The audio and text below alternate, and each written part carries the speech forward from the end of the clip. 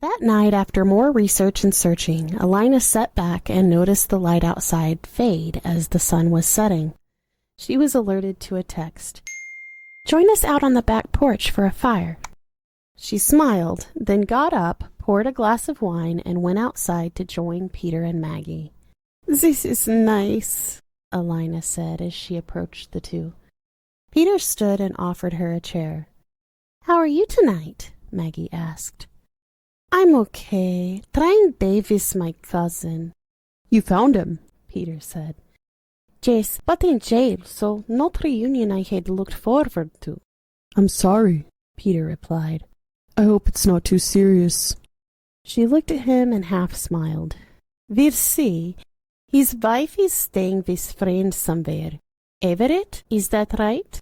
"That's about 30 miles north of here," Peter said. "Anything we can do, just let us know." "You are too kind. How was the day for you two?" she said, changing the subject. Peter took the afternoon off, and we drove out to a town called Carnation and had lunch and walked the town. "It was a beautiful day for a drive," Maggie said. After 30 minutes of telling Alina about their day trip, stores they browsed, and a bit of history of Carnation, then there was a few minutes of quiet as Alina stared at the fire. "We thought you might enjoy the fire after hearing about your father." Alina smiled. "Yes, thank you. It brings back memories." "More wine?" Peter asked, picking up a bottle from alongside his chair. She held her glass out for him. "We'd love to hear a story," Maggie said.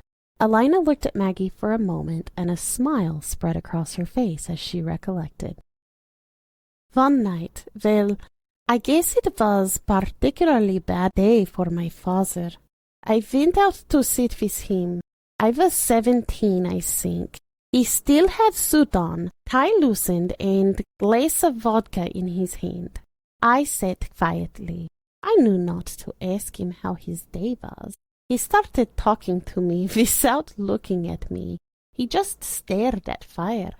'Alina,' he started. 'There are bad people in the world.' Then he went silent for a minute. He sat up, sat down drink, and pulled notepad and pen from pocket." She smiled as she recollected the next memory.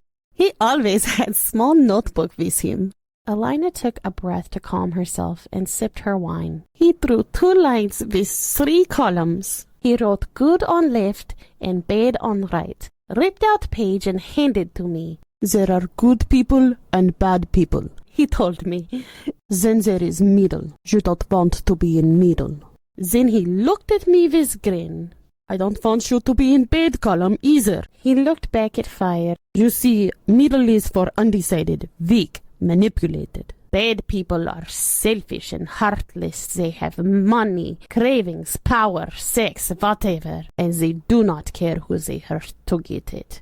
He looked at me and held up a finger.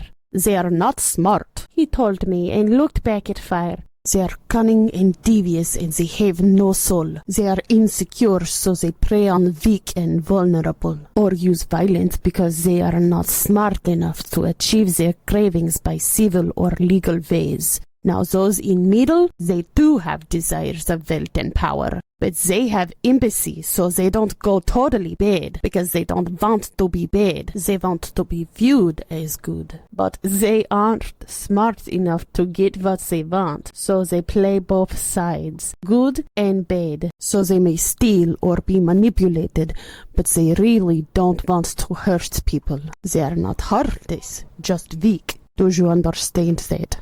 He then asked me. I just sat there and nodded." Maggie and Peter sat looking at Alina, mesmerized by the story. They were now shrouded in darkness except for the light of the fire.